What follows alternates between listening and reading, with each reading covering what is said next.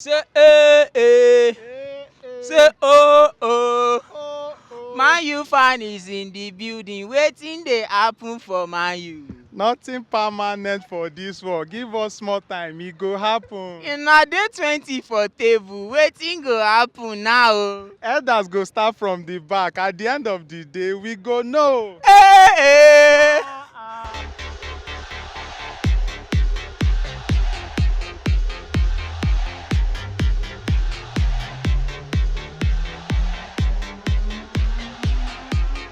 Yo, what's good, people? Welcome back to another episode of Shangalo. As I don't know if you can feel the vibe, but we're on a humble.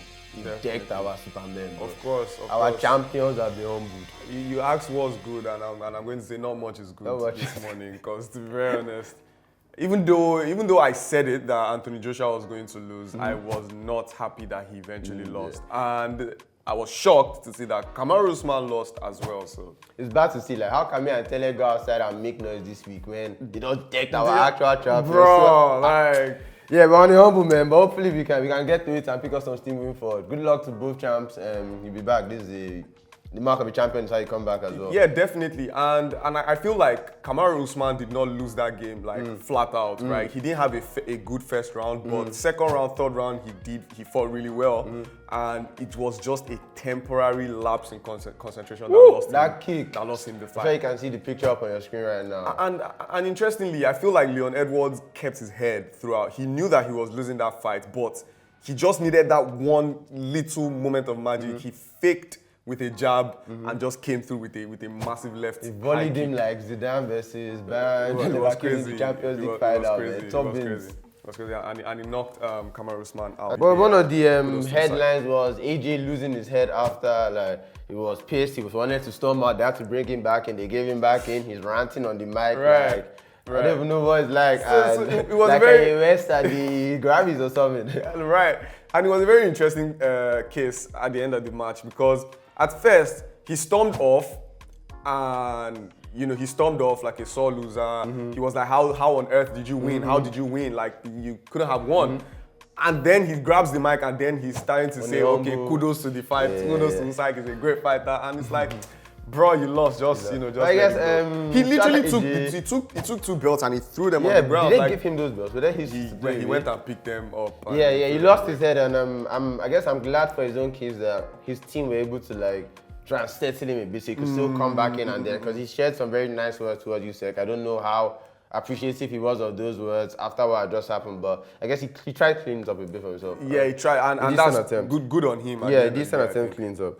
But away from the fighting, like I said, we're on a humble, but let's get back to the real issue. Another thing that humbled us, do not forget. It's football related now. Okay. But yeah, Tele can take the way. Tele's heart was broken over the weekend. The women's under-20 World Cup that started out in very excellent fashion for the Falconets. It was amazing. First 3 games in the group stage, they won all 3, and we had massive hopes for them. But they met an unfortunate end. Fighting, I said fighting, sorry, because the fights just overtook my weekend. But they met an unfortunate end facing a Netherlands side that has been so good throughout the tournament. They've been scoring goals for fun. Another of the favorites. So Nigeria crashed out in that one, and it was another. Shout out to Falconets, a valiant effort, and hope to see them go on to see them become Falcons and keep going. Yeah, definitely. And then it's been an explosive weekend in the sport front. The Premier League saw some scenes that nobody would have expected. Like, Chelsea held 3 from Leeds, replied 3 straight. What is that about? It's about the competition in the Premier League at the end of the day.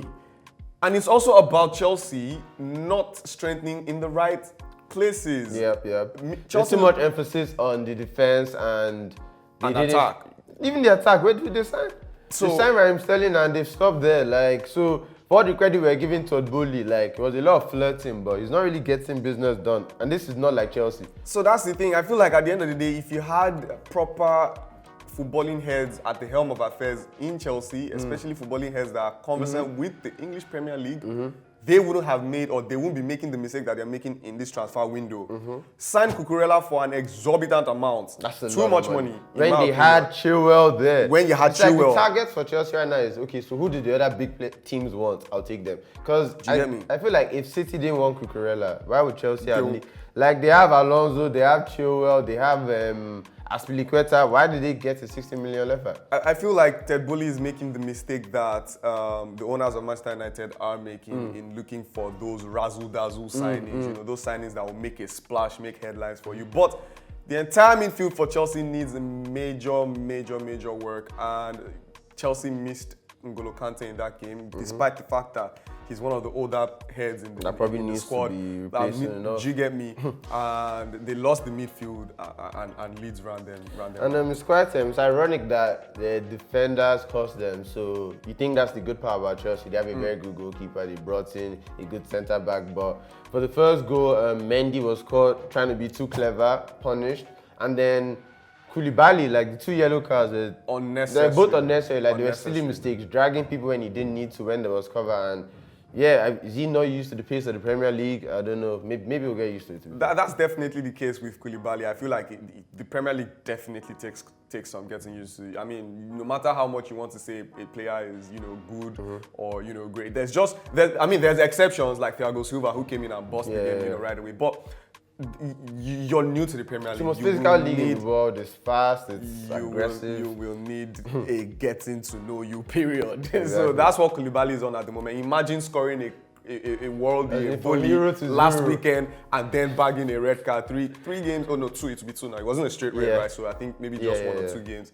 and 2-game ban. So that's what it is. And unfortunate to see that it was 2 African players, like you pointed out, that messed up the game for Chelsea. It has been a crazy way for us, you know, for Africans in the world of sports generally. Well, we'll keep moving forward. On to some good news, for me personally, good news. Manchester City have dropped some points, and yeah, it was a very super Sunday because this happened after Chelsea dropped their points as well. Yeah. And City, they even went 3-1 down at a point. Yeah, it was an exciting game because City, it was a very exciting game. That's probably the game of the weekend for me. So City started off how you expect it started. They started off fast. Gundogan scored in 4 minutes, but Newcastle just started growing more and more into the game. And from once they got the first goal, the Wilson goal, or was it Almiron? So they got the first goal. Once they got the it was them. They were dominating that game. And it looked like they could keep going. They scored the second one. Then the third one, the Trippier free kick. At that point, you think, yeah, game done. But City, you know, City won't stop coming. And they came back. Facts. And that's again. Good to see. Shout out your boy, FPL. And that's something that I would like to point out. Like I said at the start, was the competition in the Premier League is something, and Newcastle are a team that you should, like, everybody should really look at this point. Yep, everything, especially going to St. James's Park, because this is like they're sleeping giants. So like the fans have been waiting for this. Like they're going to, now that they're good, they're going to pack that stadium. They're going to scream at the top of their voices. So if you come there, this is not the Newcastle you've been coming to. Definitely, everything before this game. Pep Guardiola had beaten Eddie Howe like 13 times in a row. It was like the most dominant record between two managers in the Premier League history. But things are changing. And that brings me back to that point. Everything seems to be ticking properly for Newcastle. There's such a positive energy around the club. From the consortium that took over the club, they've made excellent decisions, across board, signing on Eddie Howe. And there's just that good feeling around the club. So that actually takes me exactly to the question of the day. And the support is amazing. So going to Newcastle now, if you're a betting man, any home game for Newcastle, especially against the big sides, is one you should really look at. Yeah, because you probably get healthy odds and they can make something for you. Exactly. But yeah, that brings us to the question of the day. How long do you think it would take till Newcastle win the Premier League? So I think it will take a very long time because there's such a massive queue ahead of them. There's still Man City that. How long do you think? It is a long-term project, and I know that the ownership of Newcastle know this too. That it's a long-term project. But I would say within the decade, they might, if they continue at this pace with good signings like they've made already, and with good decisions like they've been making so far. I feel like within the decade, they might be right up there. Yeah, you're right. That's exactly the figure I would put it at within the decade. I think in the next 5 years, I don't see why you might start to see them in the top 6. I don't see why they won't be able to crack the top 6. Like West Ham almost had a crack at it. Leicester have been in and around there. They can easily take that spot. And once they start playing Europa League football, the quality of player that comes in improves again. Definitely. And then for Europa League football, if they can push on again, then Qualify Newcastle, for Champions League. Don't be surprised if Mbappe goes from PSG to Newcastle. Like at the end, do not be surprised because when they get those funds and the Champions League, what else? These players will go for that thing. They will start getting some of the best players in the world. That was how PSG got Zlatan Ibrahimovic, and he put them on the map. Definitely. So you could definitely see something like that with Newcastle. And yeah, we do say 10 years, and I agree with you. It's because of the queue ahead. Because normally, when City got their money, it didn't take that many years. They won like 4 years. Abramovich came to Chelsea, they won like 2 years. But the fact that they're competing against a team like City are still doing it. Liverpool, There's Tottenham that are on the up. There's Arsenal that's on the up as well. Yeah, it could be tough. It could be Funny tough. how Man U is not in that conversation, but that's conversation for another day. Speaking of Man U, that actually takes us to our hit or miss. Right. So the Casemiro deal has gotten the heavy go from Fabrizio. I don't think the club has announced it yet. The club have announced an agreement. Okay, they announced an agreement, subject to medical and UK visa requirements. Okay, so I think at this time we can say it's pretty much done. I don't see them. It's done. So it's 60 a matter million, of when now, not yeah, if. exactly. So the reported fee is £60 million. Apparently, he said his wages were doubled, but we've come to hear that that's not true. It's not but, true, so yeah. he has gotten a pay rise, but not as double. He's not going to become double, yes. one of the highest earners in the Premier League because of that. But knowing all this, do you think this deal is a hit or a miss? So on two, I'll take it from two fronts, right? On the fees that have been paid. Okay, but first, can I have a quick answer, hit or miss? Hit or miss? It's a hit. It's a hit. For the most part, it's a hit. Okay, so yeah, that's interesting to hear. For me, if I had to pick between hit or miss, I would lean closer to the miss side. And those are for some of the reasons you said. Like, you've hit the nail on the head on both sides. I guess you say spectrum, and I'm more to the miss side. And that's because, for reasons you mentioned, it's shades of panic buy and things that we've seen before in Manchester United. I think £60 million is a lot of money for a defensive midfielder because that's around the going rate now for a young attacking striker. Like Haaland was around there, Nunes was 67, which could go up, Vlahovic was around there. So I think you're going to spend that money, maybe spend it on a goal scorer that can do this for you. But yeah, Casemiro has the pedigree and all that, but it also now reeks of, like you said, patterns, but the moves that I see looking more like is like the Schweinsteiger move, this experienced midfielder, like Matic move, like they're past their best and you're getting them at the tail end in the Premier League. The pace is not there anymore. I don't know, we'll see how it goes. But yeah, like you said, they're bringing a player with a lot of quality. He's great on the ball. He's better than what they have by far. He's going to bring in that winning mentality. So what we talk about how Zinchenko is able to bring stuff to us now, you should get that from Casemiro if you can motivate him. And that's the problem with players that have won so much. Like, you're paying me now, I've won everything, I'm a legend. They're calling me the best midfield trio of all time. Why am I going to slave for Manchester United? Right. So yeah, those are my thoughts on that. And while we're still on Manchester United, there's a big fixture tonight. The Shangalo Derby, the Northwest Derby. United versus Liverpool tonight. What are your predictions? I definitely like that tag that you gave it. It's definitely the Shangalo Derby. But I feel like it is that kind of weekend for an upset.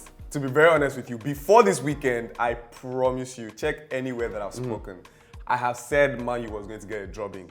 Like 4 goals to nothing. I promise you. Those are the kinds of statements I was making. But this feels like that kind of weekend where you see upsets. So now I'm not so confident that Liverpool might just come and just run through Manchester United. But maybe a closer scoreline, maybe a 2-1, 3-1, 3-2 type scoreline, or maybe even a Manchester United win out of the I'm just saying like it looks like that kind of weekend, and Liverpool have not come to the park in their first 2 games, and it's not looking promising for Liverpool.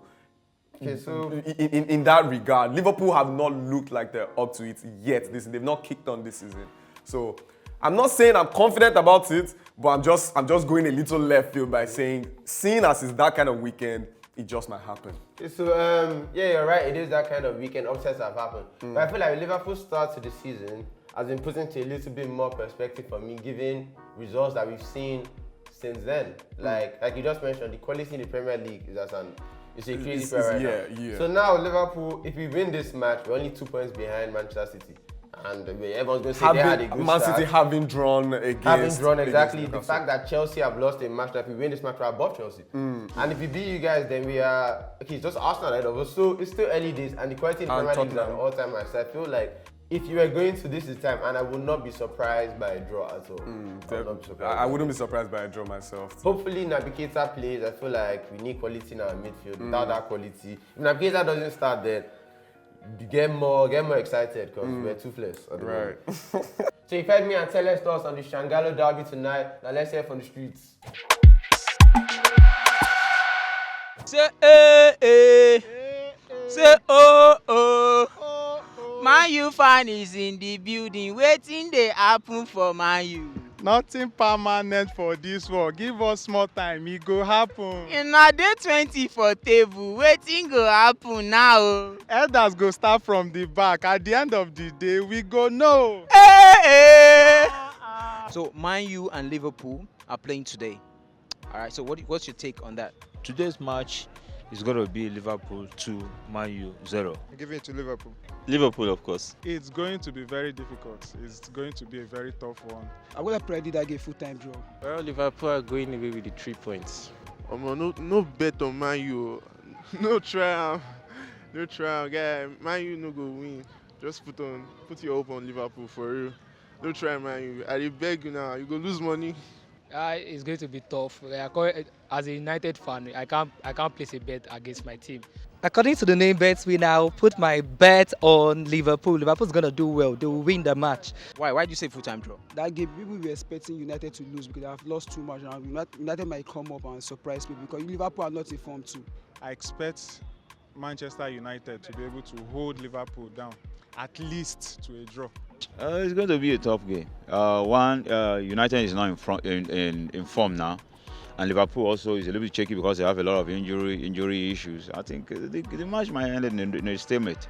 For Man U, I'm not sure I'm going to give it to them because from the way they have played so far, I don't think they have a chance against Liverpool. Why Liverpool?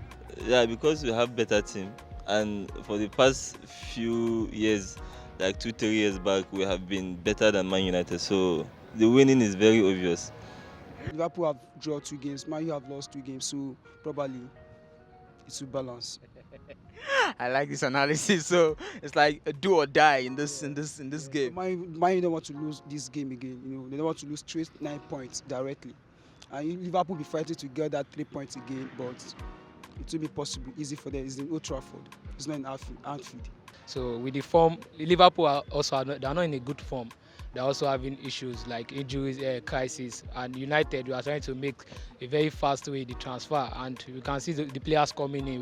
We brought in Casemiro already, and he's coming to the team. So let's see what is going to happen. The fans they want the Glazers out, and it might just go down to be a draw because the team is just coming up together, trying to know the manager's tactics. So and for Liverpool, they just want to get themselves together. So it's going to be a very tough game because both teams they are yet to win a game this season. So it's going to be a very tough game for the both sides. What if Man U shock you?